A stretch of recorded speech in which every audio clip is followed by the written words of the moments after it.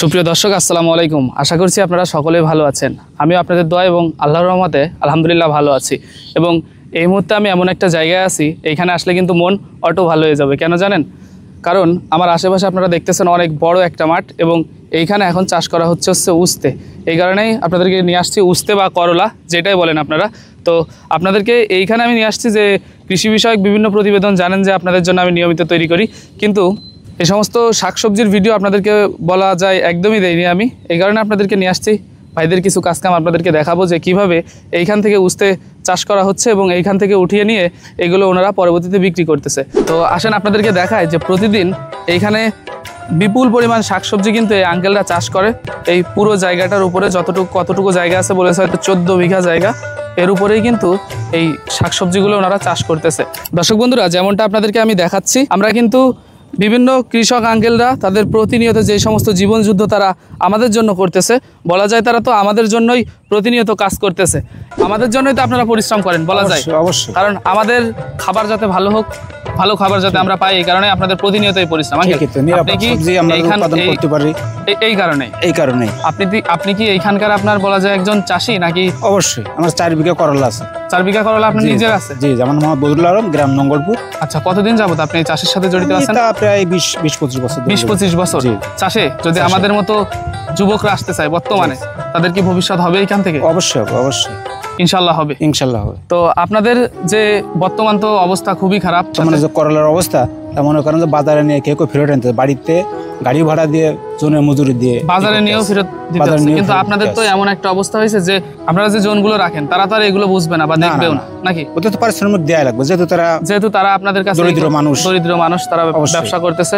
তবে আপনাদের জন্য দোয়া করি, ইনশাআল্লাহ আল্লাহ তাআলা আপনাদের ব্যবসায় বরকত বাড়ায় দিক। কারণ আপনারা ভালো থাকলে আমাদের দেশ ভালো থাকবে, এটা তো অবশ্যই সঠিক। অবশ্যই সঠিক। আমরা নিরাপদ সবজি উৎপাদন করতে পারবেন, দেশের লোকে খাবে, আমার চাচা খাবে, আমার মামা খাবে, আমার আত্মীয় খাবে। জি, নিরাপদ সবজি আমরা উৎপাদন করতে চাই।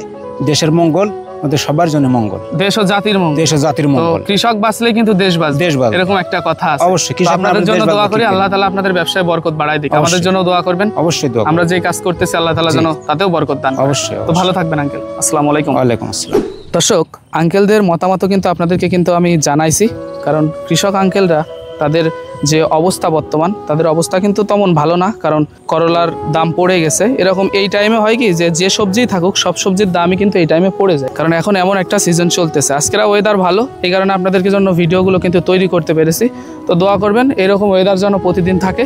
বর্ষাকালে তো এরকম থাকবে না, তবে এভারেজ ওয়েদার যাতে ভালো থাকে এইটুকু দোয়াই তাদের জন্য করবেন, যাতে করে তারা যেই ব্যবসাটা করতেছে, কাজগুলো করতেছে, সেই কাজগুলো সফলভাবে পরিচালনা করতে পারে। দর্শক, প্রতিনিয়ত খাজুরা নঙ্গরপুর গ্রামে কিন্তু এইভাবে সকালবেলায় আপনার সবজি উঠানো হয় ভুঁই থেকে, অর্থাৎ জমি থেকে সবজি উঠিয়ে ওইখানে নিয়ে বিক্রি করে। এখানে আরও অনেক চাষি এবং কৃষকরা আছে যারা কিন্তু প্রতিনিয়ত এইখানে এই যে শাকসবজি চাষ করার মাধ্যমে তাদের জীবিকা নির্বাহ করতেছে। তো সবসময় একরকম থাকে না, কৃষি এমন একটা সেক্টর, এখানে যখন হয় তখন আলহামদুলিল্লাহ অনেক বেশি হয়, আর যখন হয় না তখন কিন্তু একেবারে বিচ্ছিরি অবস্থা হয়ে যায়। তো এখন এমন একটা মন্দা চলতেছে, এখানে বিচ্ছিরি অবস্থায় চলতেছে। আঙ্কেলদের সাথে কথা বলে আমরা যেমনটা জানতে পারলাম, সারা দেশে যেই হারে বৃষ্টি হচ্ছে আপনারা জানেন, বৃষ্টির কারণে কিন্তু বর্তমানে সবজির দাম পড়ে গেছে, সেটাও আপনারা দেখলেন ওইখানে। তো কথা হচ্ছে এগুলো অবশ্যই আল্লাহর হাতে, প্রাকৃতিক দুর্যোগ, এইগুলো আমাদের হাতে না। আঙ্কেলরা এই যে সবজি নিয়ে যাচ্ছে, তো এই সবজিগুলো নিয়েই কিন্তু পরবর্তীতে ঢাকা বলেন, বাংলাদেশের বিভিন্ন স্থানে কিন্তু এই সবজিগুলো বিক্রি করা হয়। তো আমাদের যে সমস্ত কৃষক এবং খামারিরা আছে তাদের জন্য আপনারা দোয়া করবেন, যাতে করে তারা যে ব্যবসাটা করতেছে এই ব্যবসা আল্লাহ তাআলা বরকত দান করে। তো দর্শক, এতক্ষণ পর্যন্ত আপনাদেরকে কিন্তু আমি দেখানোর চেষ্টা করলাম যে আমাদের যে সমস্ত কৃষকরা চাষবাস করে, সকালবেলায় তারা এই সমস্ত সবজি এখান থেকে তুলে নিয়ে যায়, যেটা আপনারা দেখলেন। এখন কিন্তু করলার সিজন, তাও আপনাদেরকে দেখাইছি। তো কথা হচ্ছে যে কৃষকরা তাদের দৈনন্দিন জীবনে কি কি কাজ করে, প্রাথমিক পর্যায়ে সকাল থেকেই কিন্তু তাদের কর্মযজ্ঞ শুরু হয়। তো কৃষকরা চাষ করতেছে, তাদের কষ্টের বিনিময়ে কিন্তু আমাদের পেটে খাবার জোগাড় হচ্ছে। তো খেটে খাওয়া প্রতিটা মানুষের জন্যই আমরা প্রতিনিয়ত কিন্তু বলি যে আমাদের ভিতর থেকে তাদের জন্য সম্মান থাকে, তাদের সম্মানের সাথেই কিন্তু আমরা প্রতিনিয়ত ভিডিওগুলো তৈরি করে থাকি। তো আপনাদের যদি কৃষি বিষয়ক বিভিন্ন প্রতিবেদন এর পরবর্তীতে দেখার ইচ্ছা হয়, অর্থাৎ কৃষি সেক্টর যদি আপনাদের ইন্টারেস্ট থাকে, তাহলে অবশ্যই এগ্রো নলেজ ভিডিও ইউটিউব চ্যানেলটা সাবস্ক্রাইব করে রাখবেন। আমি আপনাদের জন্য নিয়মিত কৃষি বিষয়ক এবং ফার্মিং বিষয়ক ভিডিও দিতে থাকবো ইনশাআল্লাহ। সকলে ভালো থাকবেন, আল্লাহ হাফেজ।